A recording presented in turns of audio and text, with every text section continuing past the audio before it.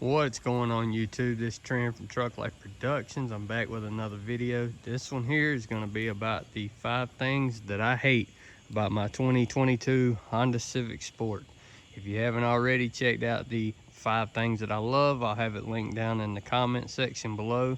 Also, if you haven't subscribed to the channel already, be sure to hit that subscribe button, hit that like button. It helps out the YouTube algorithm. Also, comment down below. I try to comment back to everybody, so be sure to interact, and let's get started. So this is a 2022 Honda Civic, brand new look. This is the 5 things that I hate about it.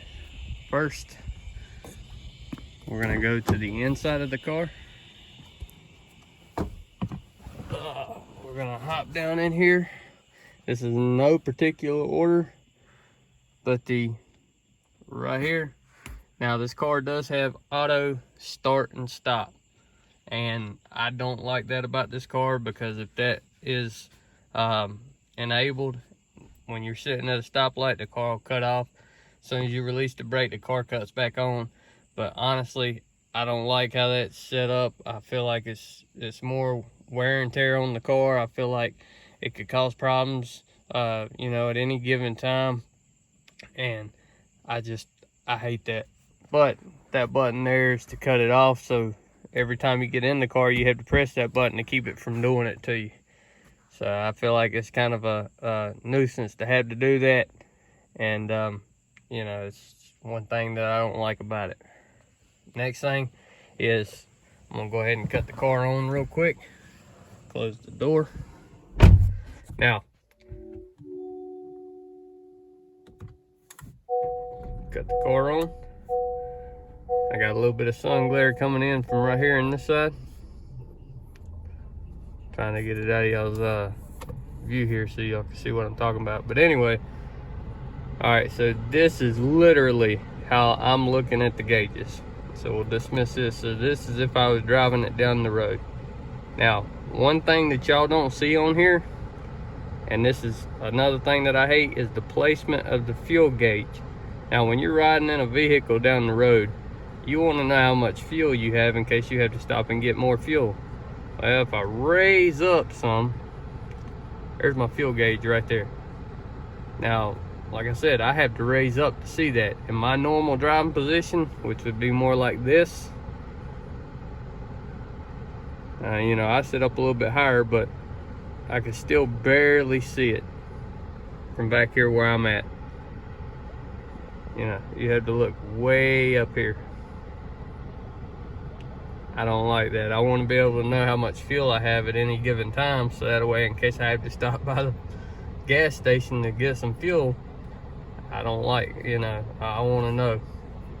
So another thing that I hate about this car, and it's something that I've already turned off, but if you don't know how to turn it off, or if you're just getting familiar with the car, it's lane mitigation, or lane assist mitigation, or whatnot, whatever it's called. But anyway, if you go through your settings over here, and let's see here,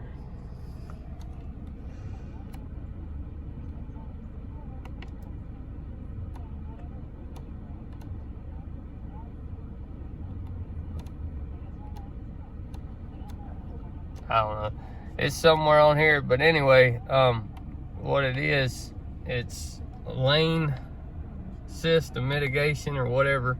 And so basically, whenever you're driving down the road, and if you haven't cut it off, whenever you first drive this car and you just veer toward the other lane a little bit, the car will try to jerk you back. It's almost like the lane keep or whatnot, but it's already programmed without this being on to keep you in the lane. And it just, when you're driving and it's pulling you back or something, if you're kind of veering off, it's something that you're not really used to in an older vehicle. And I don't like it. I didn't like it doing that, so I went through, found it in the settings, and was able to cut it off. But I think it's something like a lane mitigation or something like that. Next thing, we'll go under the hood.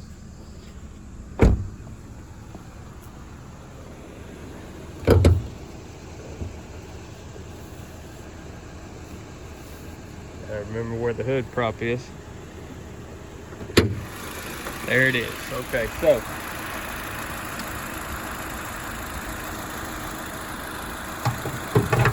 sorry, I'm doing this with one hand, guys. All right, so this is the engine for these cars.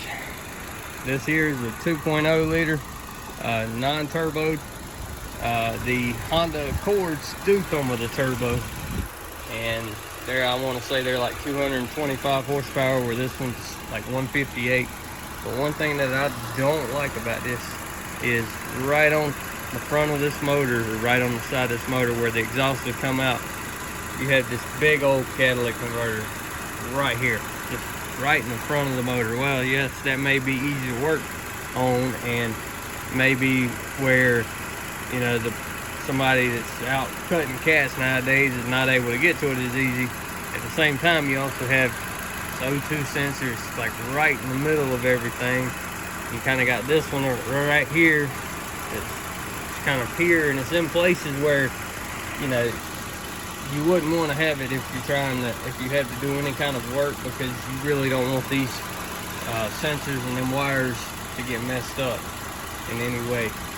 And I think the placement of them could have been just a little bit better. If I can give y'all a better shot here. Yeah, but it is what it is. So on to the last thing. Now, this car is really nice. Has really nice setup with the silver and black. Now, the paint scheme that I look for, I was looking at a black on black, but since I already have 2 black trucks, I didn't want a third black vehicle. But with this all cleaned up and shined up, it's real nice. Now, one thing that I also hate about it is, we'll come around here to the back. So it's a sport model, and I only have 1 exhaust tip. Now, that's not a big thing. It's one of them nitpicky things, but, you know, with a sport model, I would have liked to have 2, you know. Having 1 on each side would have just made the car look a little meaner. Being it's got this nice sport badge on it, and the car has this nice looking paint scheme and everything like that to it. I think that would have just set it off a little bit more, made it look a little bit meaner with the 2 exhaust tips. But with the silver and the gloss and flat black in places, it just makes for a really nice car. But thanks for watching. Remember to check out the 5 things I love about it, and we'll see you soon.